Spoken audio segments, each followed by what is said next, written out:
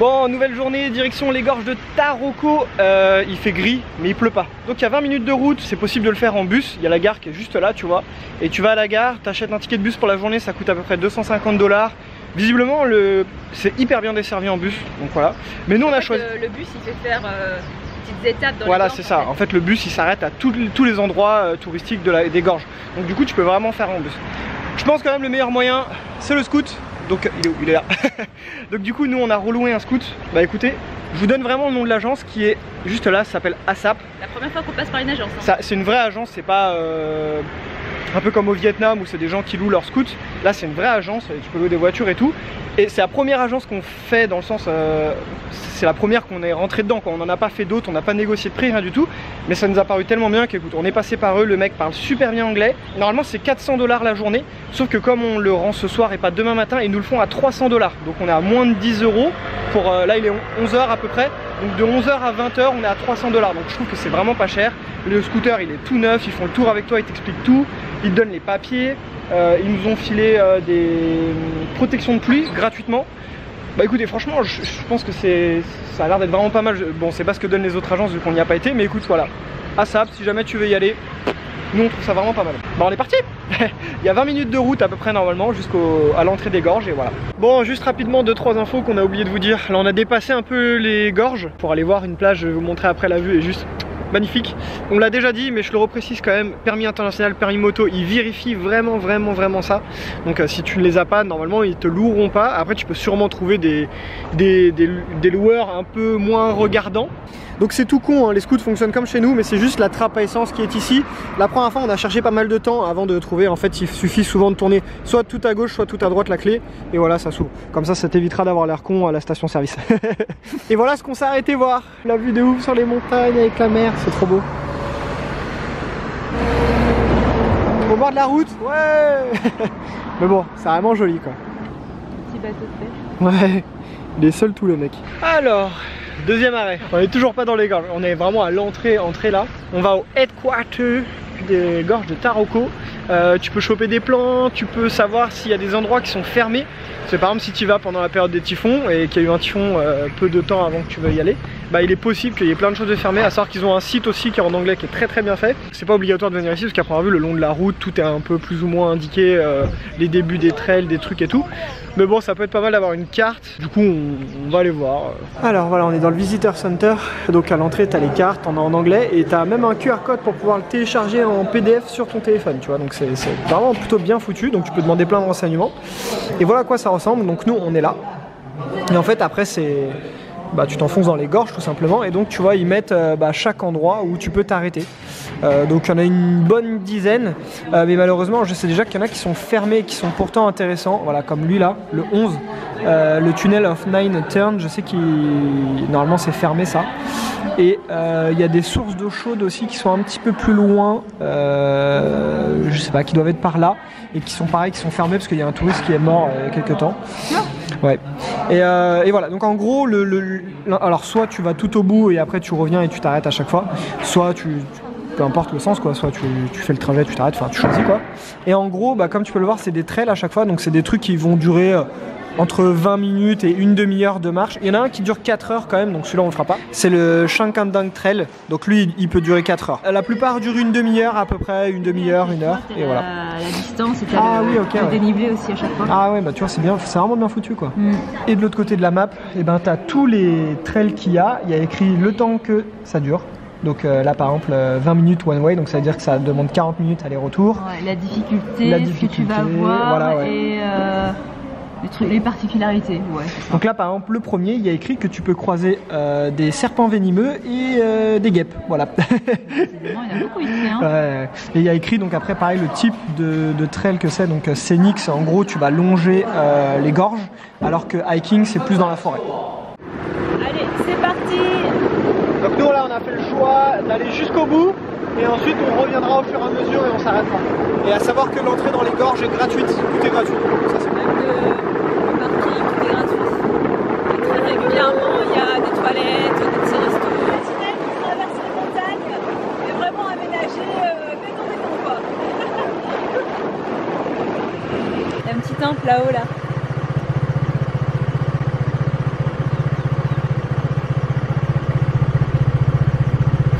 Vous voyez la cascade là-haut? Un tout petit filet d'eau, c'est trop beau. Magnifique. Bon, enfin, c'est difficile de. On a choisi d'aller jusqu'au bout puis après de revenir, mais c'est difficile de pas s'arrêter quoi. Ouais. Il fait tout noir. Alors ça par contre c'est interdit. Voilà, quand il y a des lignes rouges, voilà. On n'a pas le droit de se garer. Ligne rouge, dégage, pas de garer. Par contre là tu peux, tu vois. Ouais. Bah ouais, parce que c'est aménagé. Ou alors s'il y a des lignes blanches. Voilà, si la ligne est blanche, tu peux t'arrêter sur le bas-côté. Mais si c'est rouge, c'est amende. Et ils mettent vraiment des amendes. Oui. En même temps, c'est normal, c'est super dangereux. Alors, on est arrivé au niveau du Hot Springs de Wenshan. Et en fait, à cause des... Ouais, et à cause des cailloux, des rochers qui tombent, bah, le trail est fermé. C'est par là. Je le savais que c'était fermé, hein. Mais paraît-il qu'on peut y accéder un petit peu quand même. Donc moi j'ai envie d'aller voir. Alors si c'est dangereux, on s'arrêtera, hein, mais j'ai envie d'aller voir. Oh là, bon, on va vite. On a nos casques si on se prend un caillou sur la tête. Il y a vraiment des panneaux fermés partout. Ah oui, c'est peut-être là-bas que ça s'est effondré. Ah ouais, on voit là. Ici. Stylé le petit pont ou pas? Regarde, avec la vue en bas. Il y a des mecs qui sont en train de se baigner. D'accord, ok, c'est là qu'en fait c'est parti en cacahuète. Je pense qu'il devait y avoir quelque chose. Et ça s'est tout pété. Bon, du coup, tu vois, tu peux passer par ici. Et tu peux descendre jusqu'en bas. Donc ouais, en fait voilà, tu vois, normalement tu peux descendre par là, sauf que tu vois que ça devient très raide vers le bas. Mais bon, vu qu'il y a deux gars en bas, je pense que c'est possible de descendre, mais ouais, c'est vrai que ça fait un peu raide, hein. Bon, voilà, du coup bah t'as pas le droit de venir, mais c'est possible, mais c'est dangereux. Et nous on va aller faire du un peu plus safe et surtout légal. Et on va aller. Donc là on est arrivé au bout. Pour nous on va dire que c'est ça au bout. Et du coup bah là on va rebrousser chemin jusque vers l'entrée. Et en s'arrêtant à chaque fois qu'il y a quelque chose qui nous intéresse quoi. Bon, bien évidemment qui dit touriste dit des petits shops pour pouvoir manger. Il y a même un 7-Eleven quoi. Donc là il va être 13 h. Bon bah on s'arrête déjà à manger au final parce qu'on a faim.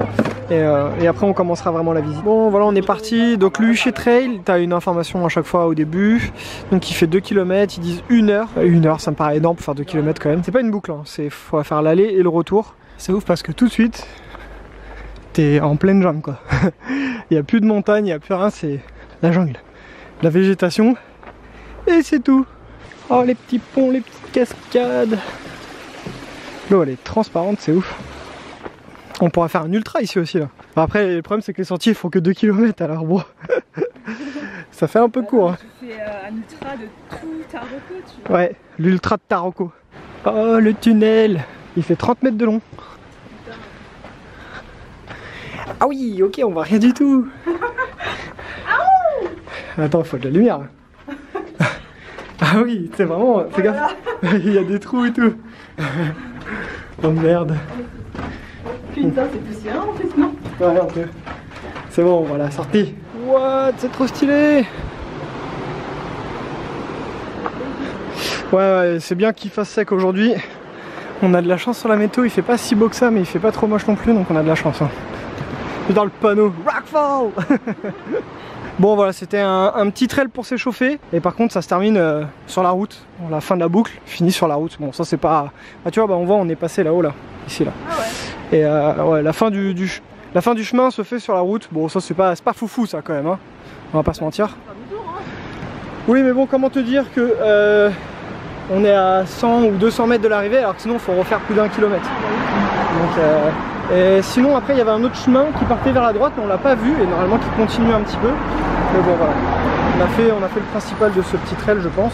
Et franchement sans trop se presser, juste en ayant une marche un petit peu soutenue et même en s'arrêtant faire des photos, en regardant les chemins et tout, on a mis une demi-heure. Donc moitié moins de temps que ce qu'ils annoncent. Alors on s'est arrêté et on a vu un pont suspendu au loin, du coup bah bon, on va aller voir. L'avantage d'être en scooter, c'est cool ça. Alors on est au niveau du... J'ai vu qu'il y avait une marche du UFA Pavillon et en fait c'est la petite maisonnette là. On va aller voir ça. Comme d'habitude ultra sécure le truc. Du monde hein. Ah, il y a un nombre de personnes maximum dessus? Ouais, c'est 8 max. Ah. Bon, bah on va attendre. 8 personnes maximum sur le pont. C'est bon, c'est à nous. Ouh. Joli, hein? Ouais. Est-ce que l'eau elle est chaude là ou pas? Bon, je pense pas. Hein. Ah, je sais pas, là-bas elle paraissait pas plus chaude et pourtant elle est belle. Et là, la petite maisonnette dont je vous parlais, c'est celle-là. Je sais pas si c'est religieux ou si c'est juste décoratif. Quelle idée. Avec la petite maisonnette, le pont rouge et le courant d'eau, c'est trop joli. Tout le monde s'arrête du coup, même si normalement on n'a pas le droit.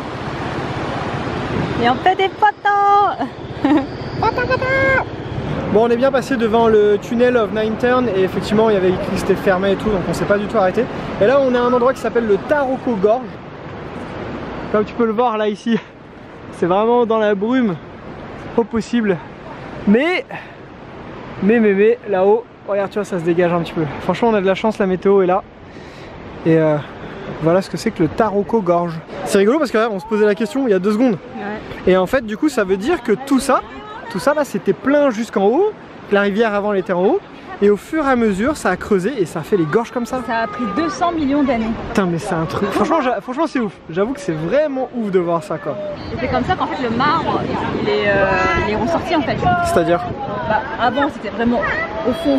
Ah oui d'accord, ok. Et à force qu'en fait les rivières creusent, il y a eu accès au marbre. Il y avait accès au marbre. Ouais. Ah oui, parce qu'effectivement tu vois on voit bien qu'ici c'est du marbre. On a commencé ce matin ici. Ouais. Et là on est où? Et là on est vers là. On a fait plus de la moitié quoi. Hein. Ouais. Mais après il y a beaucoup de choses sur le début. Ouais, comme tu peux le voir ici là on a fait un gros, bah surtout que le tunnel of Nine Turn il n'y a rien. Donc tu vois on a fait un gros passage où techniquement on s'est arrêté plein de fois déjà mais il n'y avait pas grand chose à voir. Et par contre là après ouais. Il y a beaucoup de choses. Donc là le prochain truc qu'on va aller voir c'est la Swallow Grotto. Donc comme tu peux le voir il y a aussi des cars de touristes. Ouais. Et mais ça peut vraiment être une solution hein. Bon c'est tout en chinois, mais par contre c'est 1000 $ par personne après, donc ça fait un peu moins de 30 €. Et ils s'arrêtent absolument partout. Et t'as pas besoin de te soucier de quoi voir, quoi regarder, si ça te gêne pas d'être en groupe. Bah ça peut être une bonne solution mine de rien. Il y a une espèce de péage, il y a écrit 200 par adulte, mais il y a personne dans le truc, il y a tout le monde qui avance, donc je sais pas, on va avancer puis on va voir ce que ça va donner. Alors tu peux emprunter un casque gratuitement, donc il y a plein de gens avec des casques, ça me fait rire, c'est rigolo parce que oui bon ok il y a des rochers qui peuvent tomber mais... Bon ils ont raison dans le principe, hein, c'est sécurité avant tout, mais bref. Et bah, par contre j'ai pas compris ce principe de péage là, j'ai pas compris. On voit vraiment pas grand chose, c'est hyper sombre, bah, même à la caméra ça fait sombre. Hein. Ah, il va un petit peu mieux. Ah. What? Ouais, la couleur de l'eau. Ah c'est vrai qu'il y a plein de trous ouais. Ah normalement les trous qu'on voit sur les façades, il y a de l'eau qui peut sortir. Donc tu vois tous les trous que tu vois là, bah ça il y a de l'eau qui peut sortir normalement. En cas de grosse pluie? Ouais sûrement ouais. Bon on va pas aller jusqu'au bout de ce trail là parce que c'est pas un trail déjà. T'es au bord de la route. Et ouais je sais pas. La vue est super belle mais un peu trop de monde et puis... Non même. Je sais pas, c'est au bord de la route en fait donc... Ouais. Du coup je me demande si, comme il y a une route, est-ce que l'espèce de péage c'est pour passer en véhicule, parce que non c'est garé juste avant. Donc peut-être pour si tu veux pas tout marcher, que tu veux le faire en véhicule, bah faut payer. Juste franchement je sais pas. Donc c'est bien ça. Hein. Swallow Grotto c'est ce qu'on vient de faire et du coup en fait t'as le grand tunnel qu'on vient d'emprunter et en fait tu longes sur une route qui est prenable en voiture, toute la Swallow Grotto. Et en fait le péage qu'on a vu c'est ça, c'est pour aller sur ce pont là. Donc c'est 200 $ par personne quand même, donc ça fait presque 6 € pour aller sur ce pont. Alors l'avantage c'est qu'il n'y a personne vu que c'est payant, mais je trouve que ça fait un petit peu cher quand même. On en a vu quelques-uns, des espèces de totems comme ça là. Ouais c'est vrai qu'on a un peu. Je sais pas ce que ça signifie. Après je sais que c'est une ancienne tribu aborigène qui habitait ici. Ah. Et du coup ça vient peut-être de là parce que Taroko ça veut dire incroyable ou... Ouais je crois que c'est ça, incroyable du genre fabuleux. On fait encore nos rebelles, on est sur une route interdite. C'est un gros panneau Do not enter. Bah nous on enter. Parce qu'on veut essayer de toucher un peu l'eau là pour voir. On se rapproche pas de l'eau, c'est dommage. Le courant d'eau est juste là, on voudrait voir si on peut descendre. C'est là aussi un peu, il y a trop de rochers qui tombent. Ah. Bah ouais, hein, il est abandonné là. Oh, oh. On entend de la roche qui tombe. Oh là là. Ah, un gros caillou. T'as vu? Ça tombe là-bas. Ouais, donc effectivement, il vaut mieux porter un casque. Hein. la vache. Oh là là. Bon, on va pas rester plus longtemps. Hein. On aurait dû garder nos casques de moto. Et là on voit bien sur le bord de la route les rochers qui sont tombés quoi. Ça fait que des trous carrément. Il y a un bout de barrière, un bout de tôle là. Regardez le trou que ça a fait. Oh là là. Ouais. Ah ouais. Faut faire attention hein. Bon, en même temps on va faire attention, je sais pas, il y a un rocher qui te tombe dessus, je vois pas ce que tu peux faire hein. Cette fois on s'est arrêté vraiment assez bas. On n'est pas loin là, on peut presque toucher l'eau. Et il y a un, je pense que c'est un temple peut-être, avec des petites cascades qui en sortent. Trop joli. Par contre il y a énormément de monde hein. Là il commence à y avoir du monde. Ouais. Alors on est tombé sur un chauffeur de taxi qui attendait en fait que son groupe de touristes fasse la balade. Et nous on était posés en train de regarder le courant d'eau et il nous dit bah voilà, vous voulez une petite info intéressante? Bah oui, pourquoi pas. Et en fait il nous explique que le courant d'eau qui est juste là, en fait quasiment chaque année il bouge en fait, il change vraiment de chemin parce que Taïwan est touché très régulièrement par un typhon quasiment chaque année et en fait du coup le niveau d'eau va monter. Et en fait il va faire bouger en fait les gros rochers qu'il y a en dessous. Et en fait quand le niveau d'eau va redescendre, en fait ça va changer le courant de la rivière. Du coup lui il dit qu'à chaque fois qu'il revient et qu'il emmène un groupe de touristes, à chaque fois le courant change de chemin, est différent. Donc bah, c'est assez intéressant. Là par exemple, bah, là le courant il est là, mais avant on voit qu'il y avait le chemin là, il était là avant. En bas il y a une terrasse hein. Et il y a des espèces de gros insectes. Quelle idée d'aller mettre ça là, ça fait tellement peur. C'est là cette grotte de ouf d'où vient l'eau là. Oh, ça a bougé. Bon tu vois c'est hyper bien aménagé hein. Le petit chemin, la lumière. Ah, c'est vraiment la petite randonnée tranquillou quoi. Hein. Joe il fait son rebelle. Elle est froide. Elle est froide. Du coup je comprends pas comment ça se fait qu'elle était chaude là-bas, soi-disant votre pluie. Et nous on vient de là-bas. En fait j'ai l'impression qu'on passe à côté beaucoup de choses parce que beaucoup d'endroits sont fermés.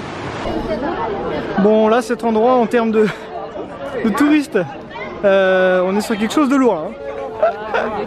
Ah ouais, le nombre de monde aussi, on a des endroits un peu plus calmes quand même hein. Là c'est ouf. Alors nous, en fait on s'est garé ici, donc on a traversé le pont et on a descendu jusqu'à à peu près au temple qui était là et après c'était fermé. Et en fait, donc on n'avait pas du tout accès au Eternal Spring Shrine Trail. Sauf que si tu sors du tunnel, tu montes avec ton scoot jusqu'en haut du Shangguang Temple, après il y a un pont et tu peux accéder quasiment en haut de ce trail. C'est dur à dire, j'arrive pas à dire. Bon bah c'est parti. C'est 5 personnes maximum à chaque fois. C'est haut non? C'est ouf quand même. Ah c'est bien, moi si tu t'écrases paf sur le bitume hein. Tu commences à sentir que ça bouge hein. Bah là au milieu ouais hein. Et voilà, on arrive tout en haut. C'est pas si haut que ça. Bon là on va dire que si, mais moi je vous dis c'est pas si haut que ça. Ah il y a encore des escaliers dedans. Est-ce que la vue ça vaut le coup ou pas? Donc là le temple où on était tout à l'heure il est juste là. Et la vue, ouais c'est pas mal. C'est pas mal du tout. Surtout là ça va être bien je pense. Ouais c'est stylé. Vas-y sonne.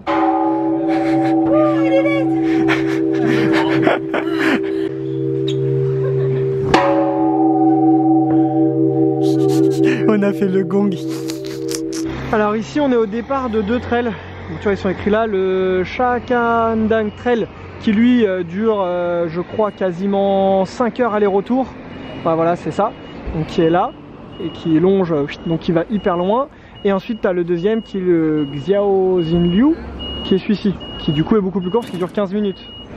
Et sur le pont, il y a plein des lions je pense. Mais ils sont tous différents. Et je crois que c'est du marbre. Alors en fait ce trail là il est plutôt mal foutu parce que du coup là c'est la sortie du trail et l'entrée est dans le tunnel en fait. Donc ça veut dire soit là faut qu'on marche jusqu'à l'entrée, soit tu te gares au Center Visitor parce qu'on est près de l'entrée des gorges et ensuite il faut rentrer dans le tunnel et bref. Donc celui-ci il est plutôt mal foutu, tu vois il y a écrit no entry. Donc du coup on va faire l'autre. Voilà. Et donc celui-ci bah, qui est censé durer 5 heures aller-retour. Smoking is prohibited, yeah. C'est bien ça. Ça c'est bien. Et en plus, des fois, c'est 10 000 $ d'amende, hein, ce qui doit faire beaucoup d'argent. Il y a beaucoup de monde, je m'attendais pas à ça. En tout cas, ce midi, il y avait carrément moins de monde, c'était un peu plus agréable quand même. Là, il y a beaucoup de monde, il y a des bus qui arrivent et tout. Ouais, ça, du coup, ça perd un peu du charme quand même, hein. Franchement, mais bon. Après, ah si, peut-être ce midi, on avait moins de monde aussi, parce là, on est vraiment très proche de l'entrée des gorges. Et ce midi, on était assez loin en fait. Bah, on a commencé par là. Bah ouais, on a commencé par la fin, donc c'est peut-être pour ça qu'il n'y avait pas grand monde. Ah, en fait, c'est pas mal. Du coup, tu peux aller jusqu'au Visitor Center en passant par là. En fait, je veux dire, c'est pas séparé. Donc tu peux passer par là. T'es pas obligé de passer par l'entrée du tunnel en gros. Bon, et du coup, on prend à gauche. Et on fera demi-tour à un moment. Et puis on ira de l'autre côté après. Faut prendre ça en compte, hein, c'est que, je vous l'ai montré sur le papier, il y a beaucoup de trails, c'est pas des boucles. Tu vas dans un sens. Et soit tu arrives quelque part, il faut que tu te démerdes pour revenir. Soit il faut que tu fasses demi-tour. Donc à prendre en compte ça, c'est pareil, c'est un petit peu dommage parce que ça te fait faire 2 fois la distance pour voir 2 fois les mêmes choses, c'est pas easy. L'entrée donc de celui-ci là, le Xiaohunzuli, il est là, dans le tunnel. Et donc toc tac, et tu arrives ici. Et après tu as le Shakandang Trail qui lui monte, et celui qui dure 4 heures. Regarde-moi la couleur de l'eau, elle est trop belle. Magnifique. Bon voilà, on attaque le retour, on a fait 1 km, ça nous a pris même pas 20 minutes. Ils annoncent 4 heures pour ce trail. J'ai du mal un peu à comprendre d'où ils sortent ces 4 heures. Il y en a pour, je sais pas, 1 heure, enfin 2 heures aller-retour à la rigueur, mais voilà, donc je sais pas. Et on commence un peu à s'assombrir là, donc de toute façon voilà, on va faire le retour. Hein. Puis c'est vraiment dommage que ce soit vraiment du one way quoi. Ouais. Bah ok, le trail va faire 2 km, 4, peu importe, c'est sympa, mais t'es obligé de refaire le chemin inverse pour retourner à ton véhicule. Ouais, donc en termes de temps, bah, tu perds le double de temps pour le même chemin, c'est vraiment dommage. Et après, si tu penses que prendre le bus règle ce problème, pas du tout, parce que la plupart des trails, en fait, je sais pas ce qu'il y a au bout, parce que du coup, on n'en a pas fait beaucoup, on a été jusqu'à la fin. Mais en tout cas, il y a écrit que c'est one way, donc du coup tu dois revenir sur tes pas, même si tu es venu par le bus ou quoi que ce soit. C'est pas qu'une question de véhicule quoi. Si tu veux tout faire, si tu veux faire tous les, peut-être pas tous les trails, mais une grosse partie des trails et tout, ça prend 2-3 jours. Hein. Ouais, il faut au moins 2 jours minimum, je pense. Là, nous, en une bonne journée, on va dire, on est parti à 11 h, et là il est 17 h, un peu plus de 17 h. Bah, tu fais une bonne partie, tu vois pas mal de choses, mais tu peux pas tout voir. Tu peux clairement pas tout voir. Du coup, dis-nous ce que tu as pensé des gorges de Taroko. Ah bah ça vaut le coup hein. Ouais. C'est très sympa, c'est très joli, c'est très bien balisé, mais bon parfois c'est trop balisé parce que toutes les routes sont bétonnées. Ouais. Franchement, tu peux laisser un chemin en terre comme ça, je veux dire, c'est praticable. Ouais. Pourquoi mettre du béton partout? Et après, je pense que c'est pas de la faute du parc, mais à cause des chutes de pierre. Ouais. Il y a beaucoup de chemins qui sont fermés, donc ouais. Bon après quand tu vois les trucs qui se cassent la gueule là, bon, faut pas prendre le risque, hein, parce que même on a vu en plus des roches tombées, ouais. C'est vachement dangereux. Mais voilà, du coup c'est très balisé et ça perd son charme. Pour moi c'est pas des trails, c'est pas des randos. Ouais. À aucun moment on va dans la flotte. À aucun moment, ouais, c'est vrai que c'est quasiment interdit partout. On a vu peut-être un endroit où tu peux y aller plus ou moins officiellement, mais ça avait même pas l'air très officiel. Et après il y a les Hot Springs, mais Hot Springs c'est fermé, donc c'est censé être interdit, t'as pas le droit d'y aller. Et je rejoins là, trop balisé. Mais je dirais quand même que parfois, en fait c'est pas assez indiqué. C'est-à-dire que l'entrée de certains trails, genre elle est discrète. Ou par exemple quand on a fait la Swallow Grotto, on n'arrivait même pas tellement, tu vois, c'est dans un tunnel, il y a la route à côté, tu sais même pas si c'est vraiment ça que tu es venu visiter. Et ça se trouve, on va avoir des commentaires qui vont dire non mais c'était pas ça, vous êtes trompé. Peut-être, mais des fois c'était un peu mal indiqué malgré que ça soit aménagé de partout. Donc les paysages sont magnifiques, ça y a rien à dire. Mais voilà, il y a ce mix un peu bizarre entre c'est indiqué, pas assez indiqué. Mais franchement c'est un bon kiff à venir faire. Oh comme on est des délinquants. Il n'y a pas de panneau. Non, c'est vrai que c'est le seul endroit où c'est pas indiqué, tu vois. Ah, j'ai fait le stop dans les gueules. C'est le seul endroit où c'est pas indiqué que t'as pas le droit de venir. Il y a des traces de pas et tout, puis on a vu des gens se balader près de l'eau. Donc voilà, potentiellement c'est le seul endroit, juste à l'entrée, où tu peux venir près de l'eau. Je pense. La montagne. C'est joli ou pas? Oui, c'est joli. Ouh là là, on est juste à côté de l'eau, dis donc. Voilà, il y a un petit gadou là. Ouais, ça c'est un peu de la vase là. Alors? Oh bah, elle est froide, mais elle est pas glacée. Hein. Ouais. Je comprends pas comment ça se fait qu'elle est chaude alors aux sources. Ah, effectivement, elle est. Ouais, c'est pas très chaud. Très sympa. Bon, Taïwan c'est terminé. Ouais. Voilà, ça va faire 2 semaines qu'on est là. C'est passé ultra vite. C'est passé trop vite. On a vraiment visité en mode speed. Là, voilà. Genre, c'est vrai que normalement on veut prendre notre temps et tout, mais là, à cause de l'histoire du billet d'avion. Du billet d'avion, ouais, bah on n'a pas eu le choix. On a pris une date arbitraire comme ça, et puis c'est vrai qu'on est con. On aurait pu se prendre 3 semaines. Je sais pas pourquoi on a pris si court. Bah 2 semaines, ça paraissait être bien. Ouais, c'est pour ça qu'on a choisi ça. Et franchement, c'était génial. On a adoré. Ouais. Tellement sous-estimé ce pays, c'est abusé. Ouais, mais on est quand même content, on a quand même fait ce qu'on voulait faire rapidement, mais on l'a quand même fait. On a fait l'essentiel. Donc c'est sûr qu'on reviendra un jour. Ouais, il faut qu'on revienne. Si vous voulez un peu voir notre avis sur vraiment précis sur le pays, bah on vous publiera la vidéo. Notre avis sincère sur Taïwan. Ouais, bon, je pense que vous en doutez un peu. Donc demain, journée libre. Ensuite, on a une journée à peine sur Taipei, parce qu'il y a quand même le train en retour, etc. D'ailleurs, je vais vous afficher tout de suite les infos pour rentrer sur Taipei. Voilà, comme ça au moins ça c'est fait.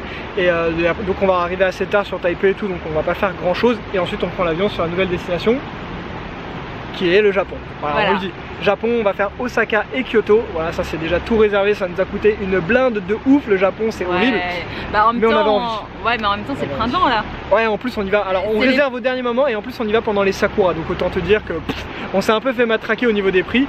Mais bon, voilà, c'est comme ça. Je pense que ça va être cool. Donc on a hâte. On a hâte. Bon, en tout cas, on espère que Taïwan, toutes ces petites vidéos vous ont plu. Nous, on a vraiment adoré ce pays, franchement. Donc voilà, bah écoute, si jamais tu veux nous soutenir, bah n'hésite pas à t'abonner, parce que ça fait plaisir. Oui. Bah ouais, ça fait plaisir, ça nous soutient. Et puis, tu peux également nous soutenir financièrement sans que ça te coûte rien du tout, en utilisant les liens d'affiliation qui est en description sur Airbnb, Booking, notre banque N26. Voilà, donc n'hésite pas si jamais tu veux utiliser les liens, c'est avec grand plaisir. Merci à ceux qui le font, ça nous aide beaucoup. Et puis bah voilà, on se dit à très bientôt pour un prochain pays et un prochain voyage. Tchou, salut!